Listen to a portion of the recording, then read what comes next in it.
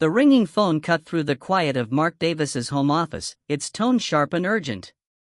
He almost didn't answer. It was late afternoon, and he was knee-deep in spreadsheets, but something about the unknown number made him pick up. "Mr. Davis," a professional voice asked. "This is Rachel from Continental Bank. We're calling about the overdue payment on your community improvement loan." Mark blinked, confused. "I'm sorry, my what?" The woman repeated herself, slower this time, as though he hadn't heard. "Your HOA community improvement loan. The payment was due last week and has bounced. We wanted to confirm if there's been an issue with your account." Mark's heart kicked up. "There's been a mistake," he said firmly. "I never applied for any loan." After a brief silence, Rachel replied, "We have your signed authorization on file. Would you like me to send you a copy?" Within minutes, his email pinged. When he opened the attachment, his pulse stopped cold. There it was, his full name, his address, and his signature, bold and unmistakable.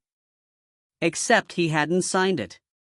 He hadn't even heard about this so-called community project. The loan amount $85,000 was listed beside the HOA name, Maple Ridge Estates. His HOA. He sat back, his mind racing. The only person who would have access to HOA documents, records, and resident files was the president, Karen Peterson. Everyone in the neighborhood knew her. Blonde bob, sunglasses always perched on her head, clipboard in hand. She was the self-proclaimed guardian of neighborhood standards. Mark had clashed with her before, over something as small as the color of his mailbox, but this was criminal. He called the bank again, demanding details. Rachel explained that the loan had been signed by multiple homeowners, all allegedly consenting to the HOA's new beautification project. Mark's gut churned. "Could you tell me who else signed?" he asked. The names that followed were all too familiar, his neighbors, people who barely spoke to him but lived under Karen's constant pressure. None of them, he realized, would have willingly agreed to this. As he hung up, anger replaced disbelief.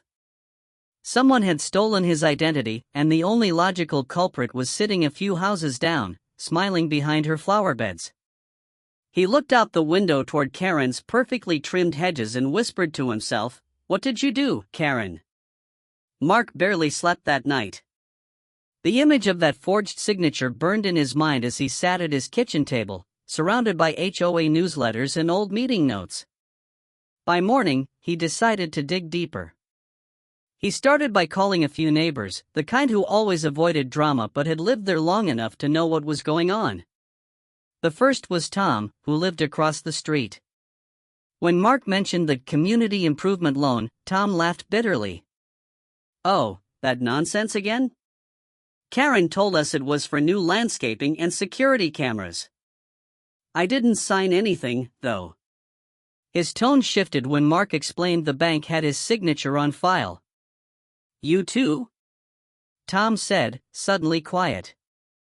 "I got a letter saying the HOA had some payment issues, but I tossed it. I thought it was junk mail." The more people Mark called, the worse it got. For neighbors claimed they had never signed any loan documents. Two admitted that Karen had shown up at their doors with a stack of papers, talking fast and insisting it was just routine HOA maintenance approval. None of them remembered signing a loan agreement.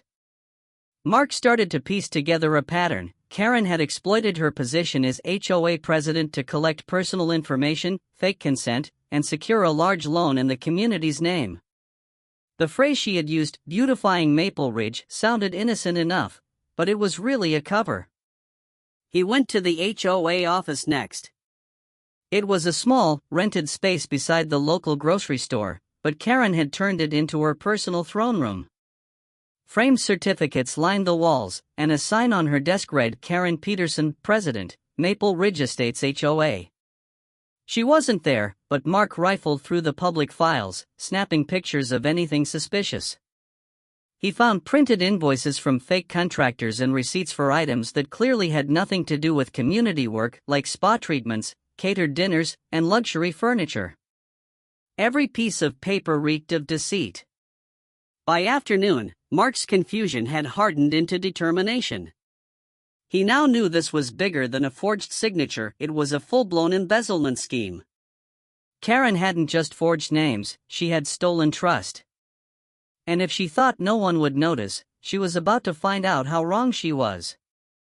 Mark knew he couldn't confront Karen without solid proof. She was cunning, manipulative, and had the uncanny ability to twist any situation until she looked like the victim. So, he reached out to Ethan, his next-door neighbor and an IT specialist who had little patience for HOA politics but a soft spot for justice. Over coffee at Mark's kitchen table, he laid everything out: the forged signatures, the missing funds, and the shady invoices. Ethan leaned back, eyes narrowing. If those documents were digital at any point, they'll leave a trail. Metadata doesn't lie. That was all the encouragement Mark needed. They spent the next few nights digging through the HOA's online records. Most files were password protected, but Karen had a habit of emailing herself copies for safekeeping.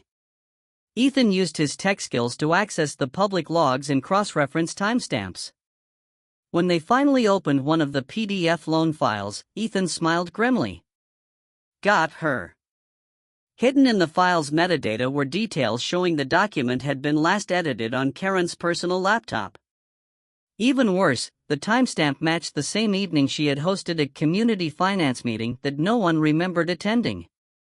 Mark printed everything out: emails, timestamps, the edited PDF logs, and compiled it into a folder thicker than a novel. At the next HOA meeting, he arrived early, sitting quietly while Karen greeted everyone with her usual syrupy charm. When it was time for new business, Mark stood up. Before we move on, I have something the community deserves to see. The room fell silent as he spread out the documents. Karen's smile faltered. What is this, Mark? She said, her voice sharp but trying to stay composed. He met her gaze steadily. Proof that you forged our signatures and took out a loan in our names. Gasps rippled through the room. Karen's face turned pale, then red. This is a misunderstanding, she stammered. The board approved. There is no board approval, Mark cut her off. Just your laptop's digital fingerprints on every forged file. For a moment, no one spoke. Then whispers filled the room, neighbors exchanging shocked looks. Karen tried to regain control, but her usual confidence was crumbling. Mark realized this wasn't just about exposing her, it was about reclaiming the community's trust. And by the looks on their faces, the neighborhood was finally seeing who Karen truly was. The morning after the meeting, Mark sent every shred of evidence to the bank's fraud department and copied the county sheriff's office. He half expected weeks of silence, but within 48 hours, an investigator named Collins called him directly. Mr. Davis, the detective said, your documentation is thorough. We've verified multiple instances of forgery and misappropriation. We'll be opening a formal investigation. Mark's shoulders eased for the first time in days. The wheels of justice were finally turning. Within a week, sheriff's deputies arrived at Maple Ridge Estates. Word spread fast. Patrol cars parked outside Karen's home were hard to miss. Neighbors gathered on sidewalks as officers carried out boxes of files and electronics. Karen stood in her doorway, shouting about mistakes and jealous neighbors, but her usual authority had vanished. The woman who once ruled over paint colors and mailbox heights was now being read her rights. Mark watched from his porch, a quiet satisfaction settling in his chest. For once, Karen's power didn't intimidate anyone, it evaporated under the truth. News of her arrest hit the local paper: HOA president charged with forgery and fraud in community loan scandal. The neighborhood buzzed with gossip and disbelief. Over the next month, auditors confirmed what Mark had suspected all along: Karen had siphoned tens of thousands of dollars for personal luxuries, from spa vacations to expensive home decor.